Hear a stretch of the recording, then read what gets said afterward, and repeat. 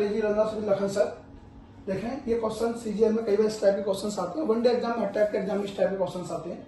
ये वही man days best question है। A man undertake to do a work in 150 days, यानी एक आदमी ने कोई काम करने का कॉन्ट्रैक्ट लिया, हम 150 दिन में इस काम को फिनिश कर देंगे। ही एम्प्लॉयड 200 मैन, कितने आदमी उसने काम पे लगा दिए? 200 आदमी। He finds that only A quarter of work is done, कितना काम हुआ? एक काम का एक क्वार्टर, यानी 1/4 काम हुआ। एक क्वार्टर का मतलब होता है 1/4 इन 50 डेज। कितने दिन में हुआ इतना काम? 1/4 50 दिन में।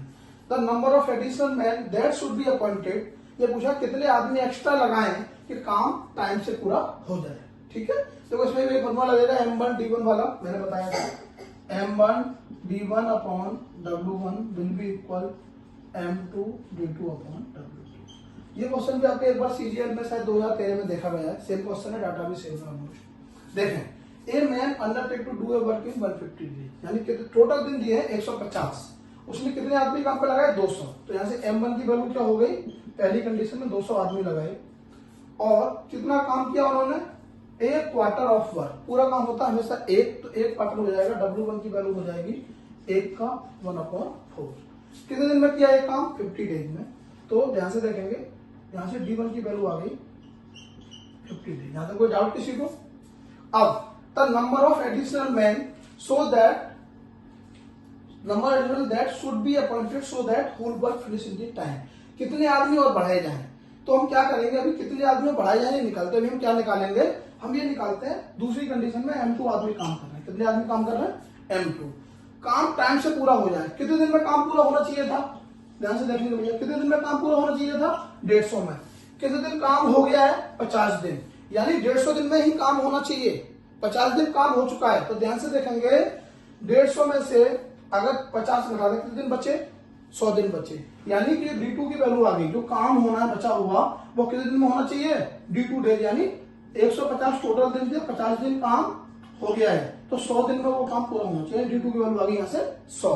और काम कितना होता है टोटल? 1, लेकिन 1/4 काम हो चुका है, तो कितना काम बचा दूसरी कंडीशन में?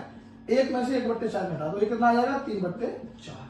अब हम क्या करेंगे, इस फॉर्मूले में वैल्यू लगा देंगे। M1 की वैल्यू कितनी आ गई? 200। कितने दिन काम किया M1 लोगों ने? 50 दिन। कितना काम हुआ? 1/4। मैंने बताया W को हमेशा नीचे रखते हैं। नाउ M2 हमें निकालना है इंटू D2, कितने दिन में उन्होंने काम किया बचा हुआ? 100 दिन में। कितना काम बचा हुआ? 3/4। ध्यान से देखेंगे, इक्वेशन बन गई, इसको सॉल्व कर देंगे।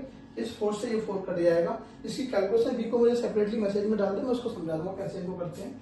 अब 50 से अगर इसको काटेंगे हम, तो ये 2 टाइम्स कट जाएगा, 2 से ये 100 टाइम्स कट जाएगा, करेक्ट। और 100 3 का मल्टीप्लाई होगा 300, यानी कितने आदमी काम करने चाहिए उसको?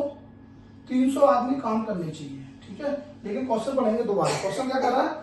The number of additional man that should be appointed so that whole work finish in the time, यानी 150 दिन में काम पूरा करना, कितने आदमी और बढ़ाए जाएं।